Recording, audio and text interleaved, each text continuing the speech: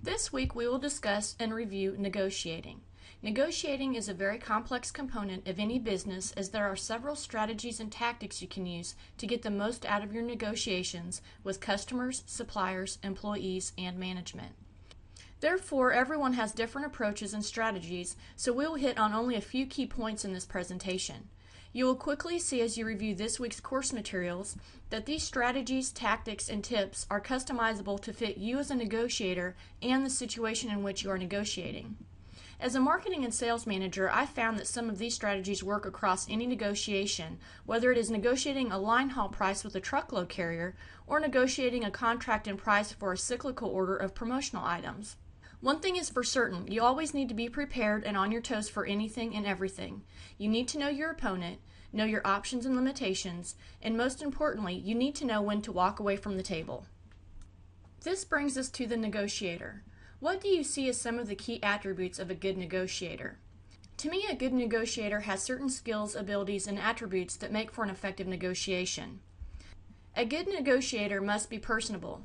This means that they need to have an outgoing personality and relate well with others. You want a person that is not intimidated or shy when it comes to dealing with people in a negotiation. A good negotiator needs to be observant and perceptive. In negotiations, the negotiator needs to watch for those nonverbal cues of their opponent. These nonverbal cues are insights into how the opposition is thinking and feeling. This means that the negotiator must be quick thinking, intuitive, adaptable, and a problem solver. Seeing these nonverbal cues may mean that the presentation needs to switch gears to keep the customer on the hook, otherwise it could mean losing the deal altogether. One of the most important skills of being a good negotiator is being a good listener. Most people want to talk and let others listen.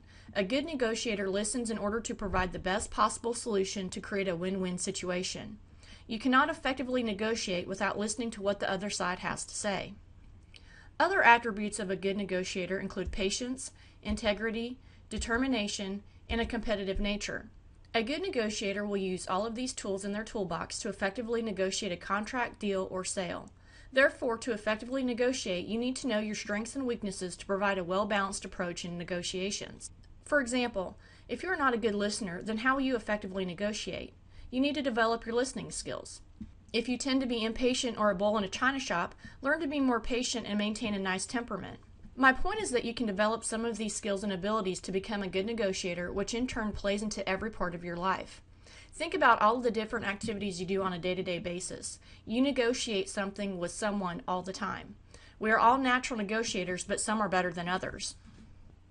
So with that, what are some key points to consider as you go into negotiations? First, be prepared. Know the company or opponent inside and out. You need to know as much as possible about your opponent before coming to the table.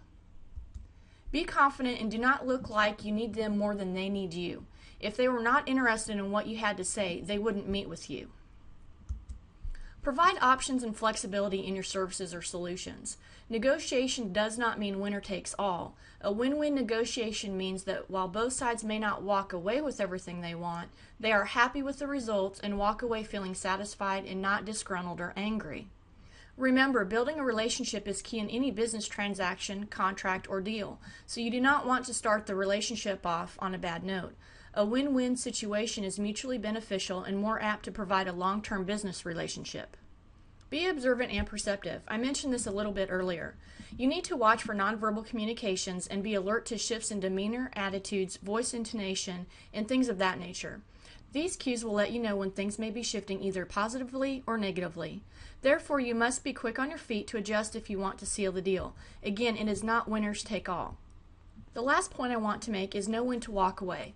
This is not necessarily a bad thing. You must know your limitations.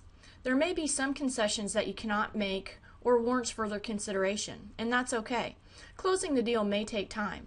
Most negotiations are not made right away, as both sides need time to consider the options, build trust, and go over all of the terms and conditions of the contract or sale. Now that being said, if you are negotiating with a store clerk, boss, child, or something on a more personal level, then most likely these negotiations will be made on the spot. The important thing to remember is that you cannot rush a negotiation, especially in business. It takes time and a lot of work in most situations, as you are dealing with others that are making decisions in the best interest of their companies as well. In conclusion, we have briefly discussed negotiating and some tips in effective negotiations. Remember, be prepared, be confident, provide options, be observant, and know when to walk away.